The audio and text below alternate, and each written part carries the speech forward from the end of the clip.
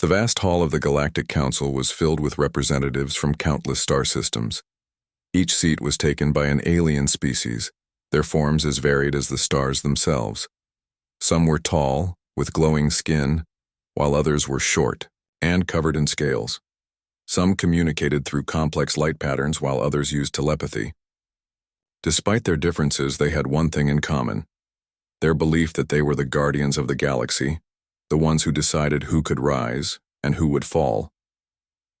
At the front of the hall, a large, round table stood in the center, surrounded by the Council's most powerful members. These beings held the fate of countless worlds in their hands, and today they were about to make a decision that would change the future of the galaxy forever.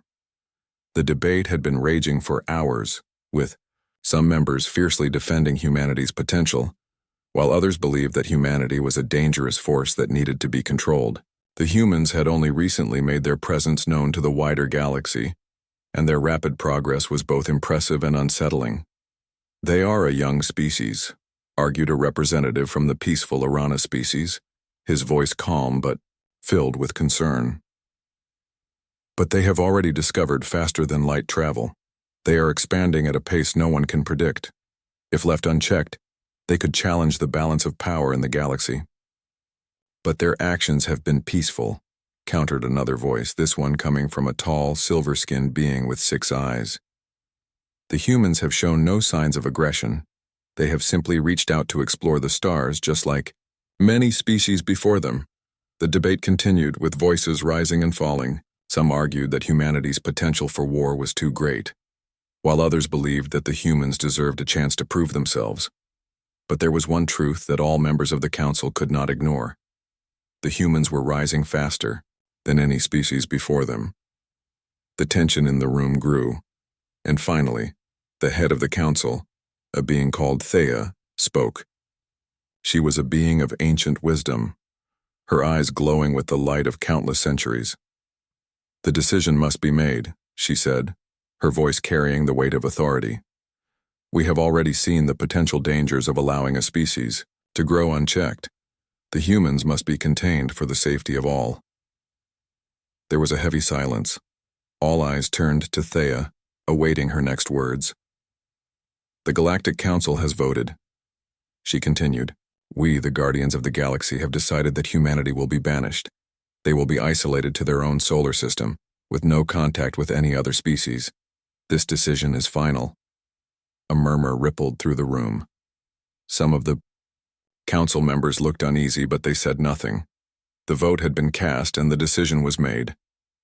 Thea's voice was cold as she addressed the assembled members. "Humanity will remain on Earth. They will not be allowed to travel beyond their solar system. Any attempt to break this ban will be met with force. The galaxy will be protected from their potential." Outside the Council chamber, the representatives knew what would follow. They had made their decision, and it was one that would echo across the galaxy. The humans, despite their potential, had been deemed too dangerous. They would no longer be allowed to interact with the rest of the galaxy. As the vote was announced, a lone figure sat in the back of the room. This figure had remained silent throughout the meeting, watching the proceedings with a quiet intensity. He was not from any of the known species of the galaxy. He was something different, something that had watched the rise of the humans with fascination. His name was Nyroth, and he had come to the Council with a single purpose: to warn them. Nyroth was a member of a small, once powerful race called the Xerians. His people had once been the most advanced in the galaxy, but over time, they had faded into obscurity. Now they were but a shadow of their former glory. Nyroth had seen the potential in humans from the very beginning. They were young, yes, but they were driven, creative, and most importantly, they adapted quickly. Nyroth had watched the humans take a broken, war-torn world and turn it into a shining beacon of progress. But now he saw the Council's decision and he knew the consequences.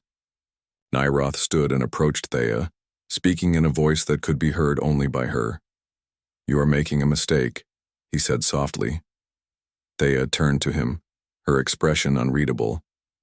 "The decision has been made. The humans will be contained." Nyroth shook his head. "They will not stay contained. You cannot cage a species like them. They will fight for their freedom, and in doing so they will become something more. They will build an empire, and it will be unlike any the galaxy has ever seen. Thea's eyes narrowed, but she did not respond.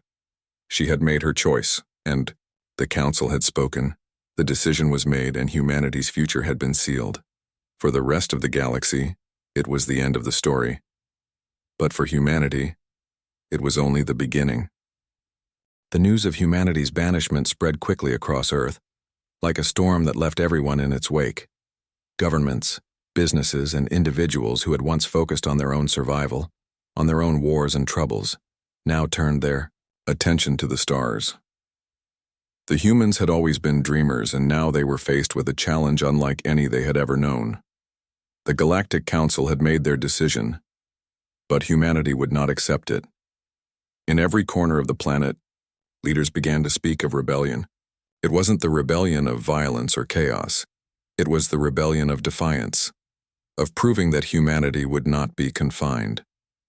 The United Nations of Earth met in secret, combining their strengths, their knowledge, and their ambition. The task before them was immense. They had to show the galaxy that the humans were not just another race waiting to be crushed, but a species with the ability to thrive, to adapt, and to overcome any obstacle. The world's greatest scientists, engineers, and thinkers were called to work. They knew that humanity was behind in comparison to the alien civilizations of the galaxy. But they also knew something the Council didn't. Humanity had a unique strength. The ability to innovate, to push through barriers when there seemed to be no way forward, was in the heart of every human. Where other species might have given up, humanity pushed harder. Within a year, they had developed new technologies that made their previous advancements seem primitive. The brightest minds worked day and night, fueling a new wave of innovation. Propulsion systems that could rival the best alien technology were invented. Weapons capable of leveling entire fleets were developed in secret laboratories. Humans who had once relied on their curiosity and ambition now found that they had something far more powerful: the will to survive. The first successful hyperdrive test was a victory, not just for the engineers who designed it, but for every human who had ever looked up at the stars.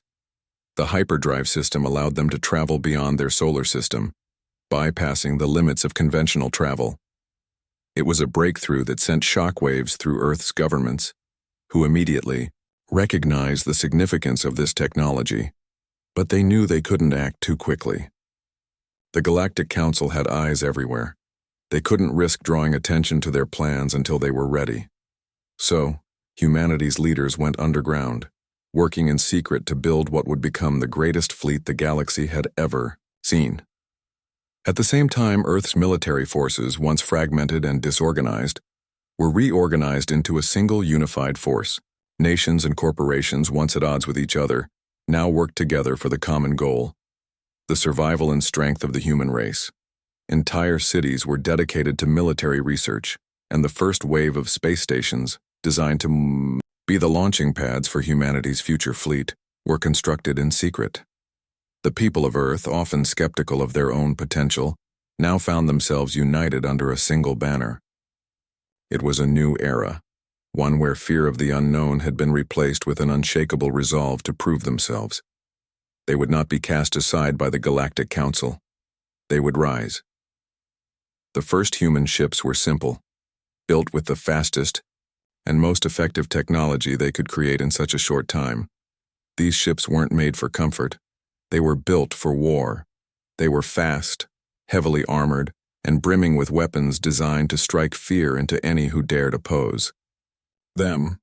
And though these ships were not yet fully equipped to stand against the advanced fleets of the Galactic Council, they were something more important. They were a message. "We will not be contained," was the motto that spread across Earth, from the high-rise towers in cities to the distant villages where farmers had never dreamed of seeing a spaceship. It was the rallying cry of a new, unified humanity. As the fleet of ships grew, humanity's leaders knew it was time to make their first move. They had spent years preparing, but now it was time to show the galaxy what Earth was capable of. Without warning, the first human fleet was sent beyond the solar system into deep space. Their destination, a neighboring star system that had long been under the protection of the Galactic Council. The journey was dangerous. The human ships had no allies, no safe passages, and no guarantees. They knew that the Council would be watching, waiting for them to fail. But the humans had a message. Their freedom was worth any risk. When they reached the star system, they encountered their first true test. A fleet of alien ships, sent by the Council to prevent humanity's expansion, waited for them. The human fleet, smaller and less advanced in some ways, was outnumbered. But they had something the Council did not: the determination to survive and the willingness to sacrifice everything for their future. The battle was fierce. Alien weapons fired across the vacuum of space, but the human ships were fast, unpredictable. They dodged attacks and struck with precision, using their smaller size and advanced maneuvers to their advantage. They didn't fight like the others. They fought like a species that had something to prove. The aliens, used to facing races that fought with honor and predictable tactics, were thrown off balance by humanity's sheer unpredictability. It was a victory for the humans, though not without cost. The battle ended with the alien fleet retreating, their ships damaged and scattered. But humanity's victory was more than just a battle won. It was a statement. The Galactic Council had declared them banished, but the humans had just proven that they could survive and even thrive, beyond the reaches of their solar system. The human fleet returned to Earth, where they were greeted as heroes. The victory was celebrated, but the leaders knew that this was just the beginning. The Council would not sit idle forever. There would be more battles to fight, more challenges to overcome. But the humans had built something that no one could have expected: an empire not born of conquest, but of survival and the desire to prove that humanity belonged in the stars. The Council had tried to cast them aside, but humanity had found a way to build something even greater, a legacy that would not be forgotten. The first battle had been a victory, but the humans knew that it was only the beginning. The Galactic Council would not let them go so easily. They had underestimated humanity once, but now they would prepare for the consequences. The Council's response was swift and harsh. Within weeks, a fleet of warships far larger and more powerful than anything humanity had yet encountered was dispatched to bring Earth to heel. As the alien fleet approached, the leaders of the Humanity Empire gathered in the command center of their most advanced warship, the Unyielding. The ship's hull was sleek and black, brimming with the latest technology. The Unyielding was the flagship of the human fleet, a symbol of their strength and defiance. It was here, in this cold, sterile command room, that the fate of humanity would be decided. General Ethan Cole, a seasoned military leader, stood at the head of the table, his face tense. His eyes scanned the holographic map that hovered in front of him. The fleet from the Galactic Council was large, too large. Thousands of ships, each with powerful weapons, were closing in on Earth. But the humans had prepared for this moment. They were ready. "Their fleet outnumbers us," General Cole said, his voice calm but firm. "But we have something they don't: our will to survive." The room fell silent. The human leaders were used to taking risks, but this would be the biggest gamble yet. The Council had declared war on them, and now they would have to fight for their place in the galaxy. "Can we win?" asked a voice from the back of the room. It was Dr. Lila Hartman, one of Earth's top scientists. Her work on the human weapons systems had been crucial in their rise to power. She had seen the enemy fleet's size and strength, but her faith in humanity's ingenuity was unshaken. "We can win," General Cole replied, "but we'll need to use every trick we have. We know their tactics, their weaknesses. This won't be a battle of brute force. It will be a battle of strategy. We'll fight smart." A new plan was set in motion. The human fleet would break into smaller groups, allowing them to maneuver in ways that the Council's ships could not. Their ships, though smaller and less powerful in some areas, were fast and nimble. The humans had learned how to fight differently, using their smaller fleet to their advantage. It was a strategy that had worked once before, and now it would work again. As the first wave of the human fleet left Earth's orbit, they could see the massive enemy ships in the distance, their shapes looming in the dark void of space. The Council's fleet moved like a wall, a force of nature meant to crush anything in its path. But the humans, unafraid, spread out, forming a loose formation to keep the enemy guessing. The battle began with a deafening silence. In the cold of space there was no sound, only the flashing of weapons and the dance of ships in combat. The first shots fired from the enemy fleet were massive, capable of destroying entire ships with a single blast. But the human ships were too quick to hit. They darted around the incoming fire, their engines glowing bright as they zipped through space with surprising agility. "Keep moving." General Cole's voice came through the communication system, steady and clear. "Don't stop for anything." Human ships fired back with pinpoint accuracy. They used the Council's own tactics against them, dividing their forces, hitting weak points in the enemy fleet and retreating before the Council's ships could regroup. The enemy was confused. They didn't understand how the humans were able to stay one step ahead. In the midst of the chaos, one of the human ships, the Warrior's Hope, found an opening. It zoomed past the largest of the Council ships and fired a powerful shot directly into its core. The blast shattered the enemy ship into pieces, sending debris spinning in all directions. The humans had done what no one thought possible. They had taken down one of the most powerful ships in the enemy fleet. The battle raged on, with both sides losing ships, but it was clear that the humans were winning. The Council's fleet, once sure of their victory, was now faltering. They had not expected the humans to fight with such cleverness, to adapt so quickly to the changing tide of battle. As the human fleet continued to outmaneuver their opponents, more and more Council ships began to retreat. The humans had proven that they were not just a young species with potential. They were a force to be reckoned with. The battle ended with the retreat of the Council's fleet, the remnants of their once powerful armada scattered and broken. The victory was celebrated. Across the human fleet, the Unyielding and its allies had triumphed against impossible odds. It was a turning point not just for the humans, but for the galaxy itself. The Council had sent its best and brightest to crush humanity.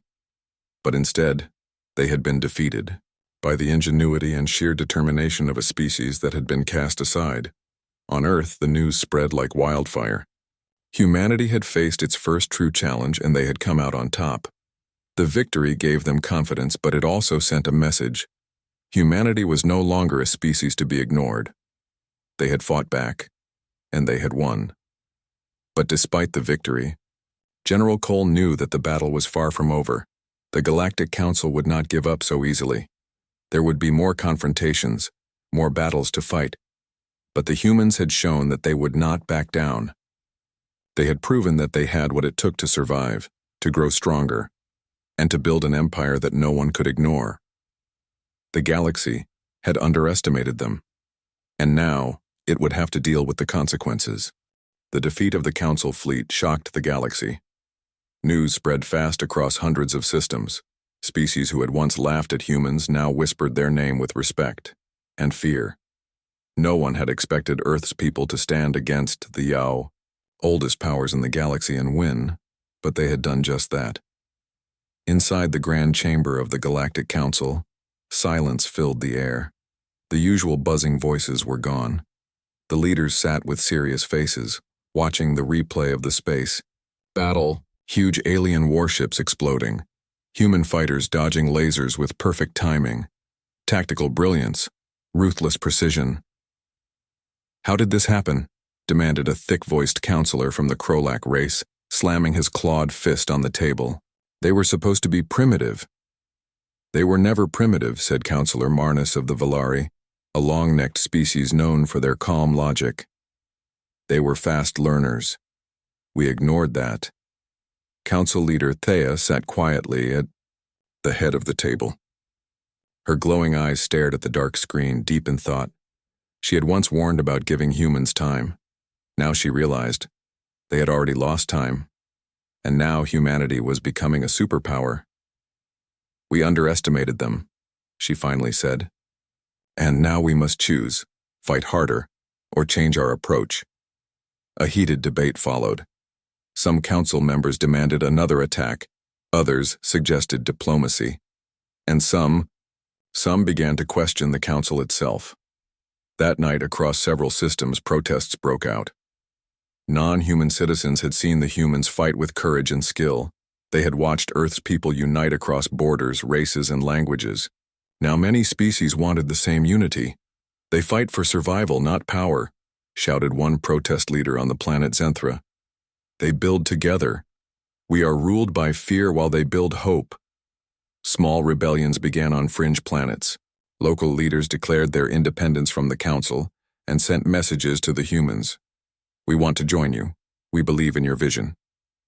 Back on Earth, the Empire's leaders met again in the floating command station above Mars. General Ethan Cole and Dr. Lila Hartman stood before the holographic map showing the growing list of planets wanting to open talks.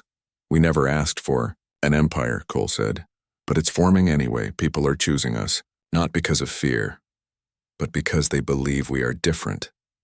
Lila nodded. "The council rules with threats. We offer something else. Maybe it's time we become something more than just rebels." They agreed on a plan. Humanity would not just fight. They would build. They would offer protection, technology, and trade to any planet that joined them peacefully. Their empire would be one of respect, not conquest. Soon, Earth's diplomats, once just ambassadors, became architects of a new alliance. The Humanity Federation was born.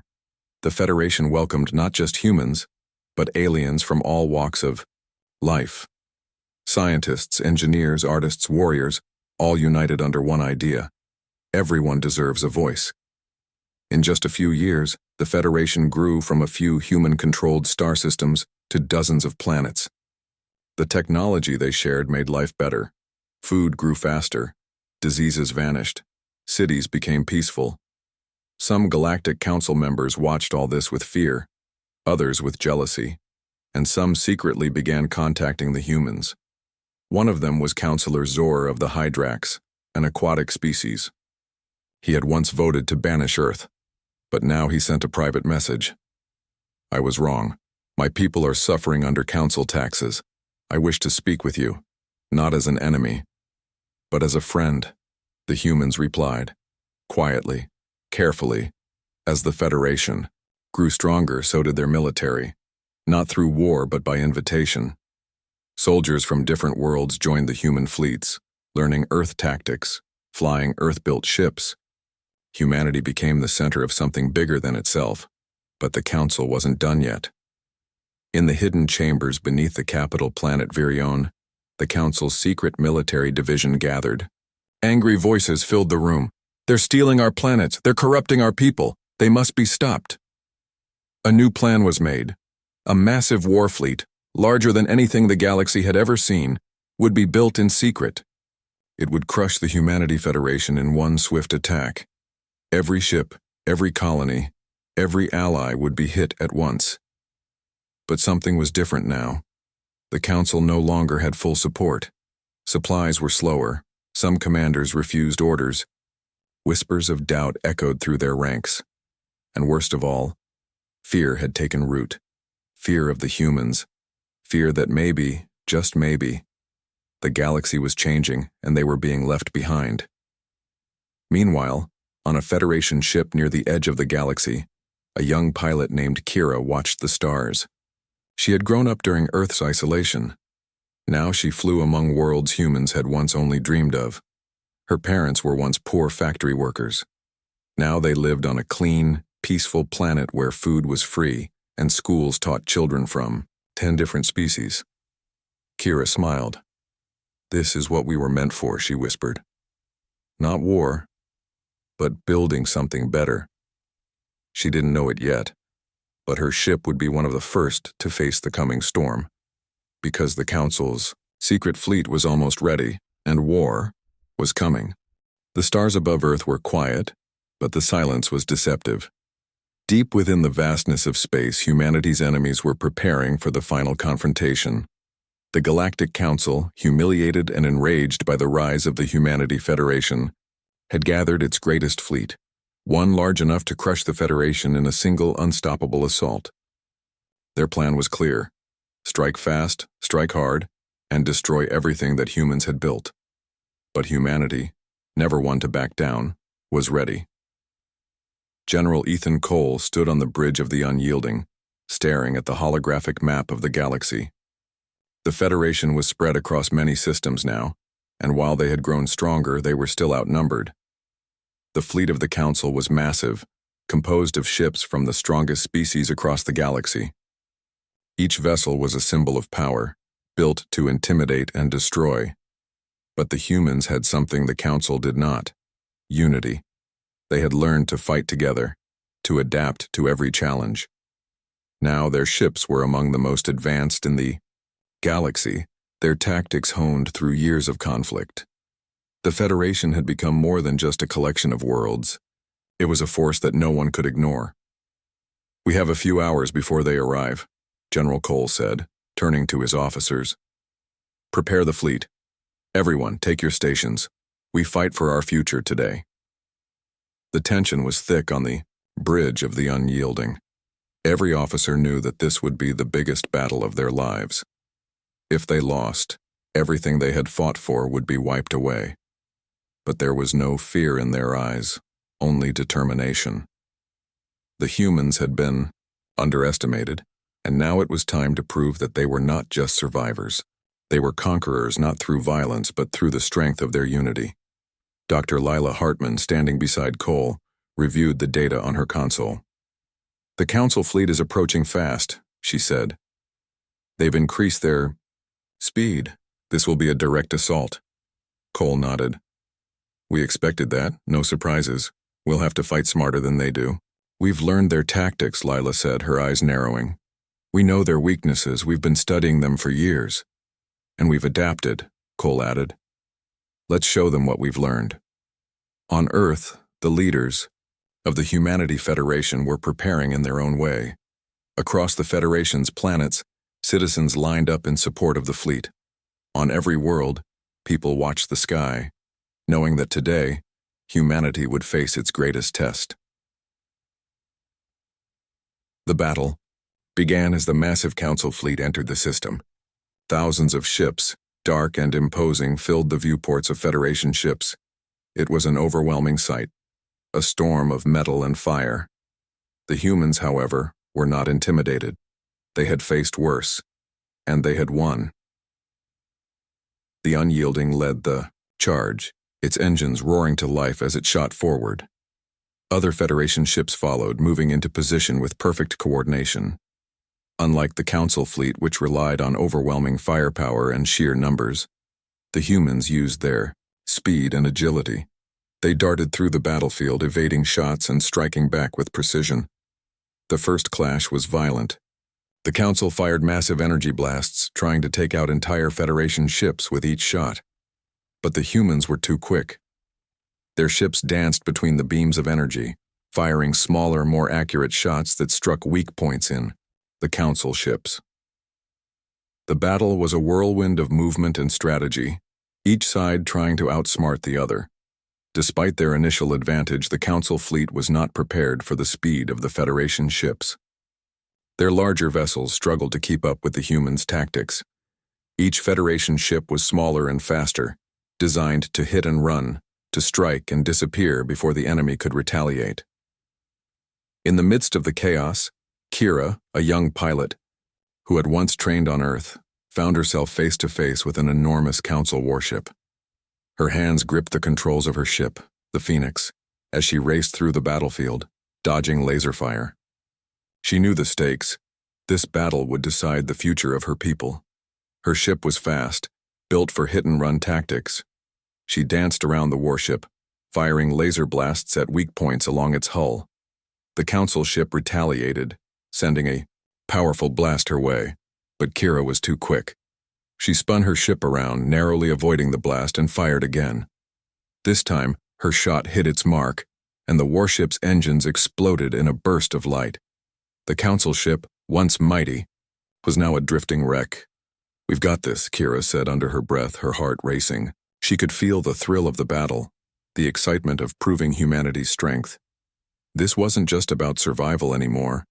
It was about showing the galaxy that humanity was a force for change, not destruction. The battle raged on for hours. The Federation fleet, though outnumbered, was winning. The Council's larger ships were no match for the humans' speed and tactics. And as the fight continued, the Council began to realize that they had underestimated humanity once again.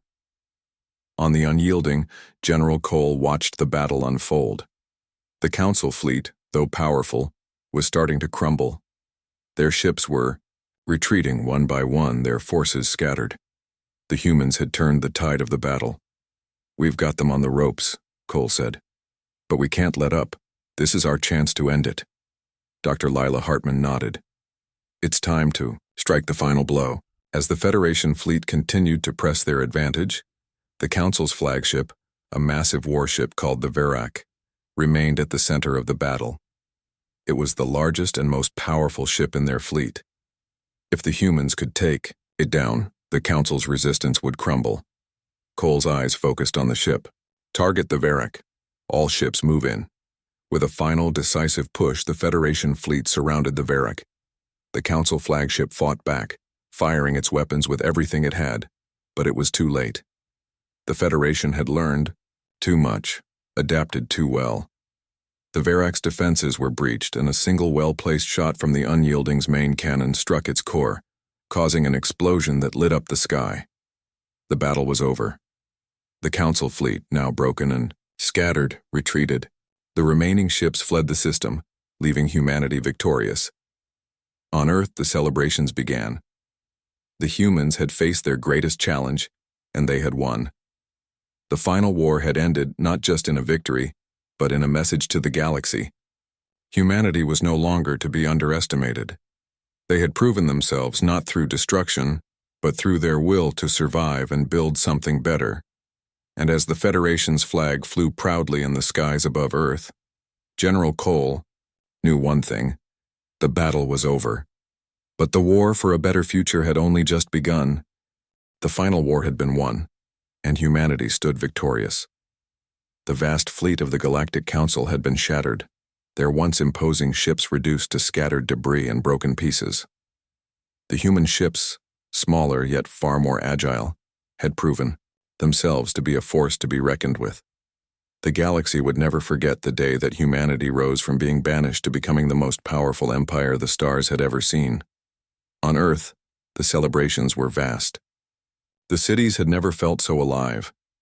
People gathered in streets and squares, waving flags of the Humanity Federation.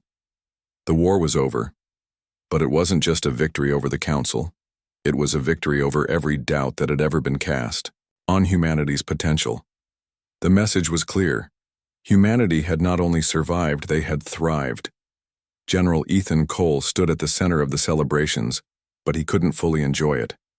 In his mind, the battle had been won, but there was still much work to do. The galaxy was vast, and while they had defeated the Council, the real challenge was building a new order, one based on cooperation and mutual respect, not fear and control.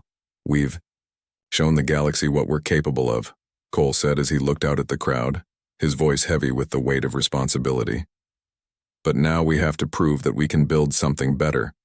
We're not just conquerors, we're builders. The galaxy will change, but it won't be because of power and weapons, it will be because of unity and understanding." Dr. Lila Hartman, standing beside him, nodded. "We've given the galaxy a choice. The Federation is not just about human strength. It's about what happens when people work together for a common cause. This is just the beginning." The newly formed Humanity Federation was already in the process of rebuilding. The former Council worlds, once broken by war, were now offered a new path forward. The Federation was not about taking control. It was about lifting others up, sharing resources, knowledge, and technology that had once been hidden behind the walls of Earth. The Federation quickly established trade routes that connected systems, bringing prosperity to worlds that had once been under the harsh rule of the Council. New technologies like the powerful energy shields and advanced propulsion systems developed by humanity were shared with every world willing to join the new alliance. Slowly but surely, the galaxy began to shift, no longer ruled by fear but by the promise of peace and progress. The message humanity had spread was clear. Strength was not about domination. It was about the ability to rise above, to protect, and to build a future for all. The humans had done what many thought impossible. They had united not only their own species, but entire star systems. And in doing so, they had earned the respect of the galaxy. But despite the celebration, the leaders of the Humanity Federation knew that there were still those who would resist. There were those who would prefer to keep the old ways where power was held by a few, and the many were kept in check. But humanity had already shown that it would never again be a species to bow to such rule. They had fought for freedom, and now they would ensure that freedom would remain. The voice of the Federation became stronger with each passing day. Messages of peace, unity, and progress filled the airwaves. People from every corner of the galaxy began to join the Federation, eager to be part of something new. No longer would they be forced to live in the shadow of oppressive rulers. No longer would they be dictated to by the powerful few. The Federation was a place where anyone, from any species, could have a voice. General Cole and Dr. Hartman stood in the new Federation capital, a towering structure on the surface of Mars, as they watched the first official ceremony of the Federation's new government. Leaders from across the galaxy had gathered, including former council members who had seen the error of their ways. The ceremony was not just a symbol of victory, it was a symbol of change. A new era was beginning. Our empire is not about domination, Cole said during the ceremony, standing before the gathered leaders. It is about freedom. It is about ensuring that no one is ever again cast aside simply because they are different. We will build a galaxy where strength is not measured by how many you control, but by how many you help. The crowd of leaders, diplomats, and citizens cheered, their voices rising in unity. The Federation had already begun to flourish, and the promise of a new future was evident in the eyes of every person there. Species that had once been bitter enemies now stood side by side, ready to work together for the betterment of all. Back on Earth, people watched the ceremony on their screens, knowing that their victory was not just their own but the galaxy's. The Council was no more. The old ways had been swept aside. Now humanity's mission was to help rebuild the galaxy and show others the power of cooperation. The Federation expanded quickly, but it did not expand through force. It expanded through invitation. Worlds, once ruled by fear, now reached out to join the Federation, eager to embrace the ideals that humanity had offered.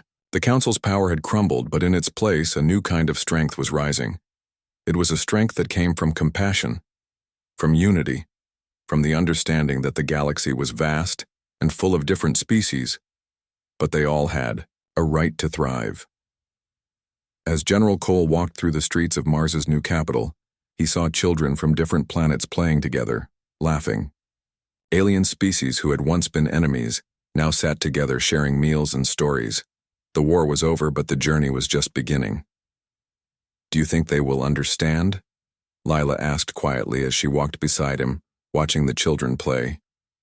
"They will," Cole said, looking out at the horizon.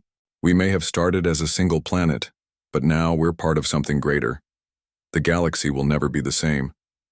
And we will make sure it stays that way, peaceful, united, and free." And as the sun set on the new capital of the Humanity Federation, a new era truly began.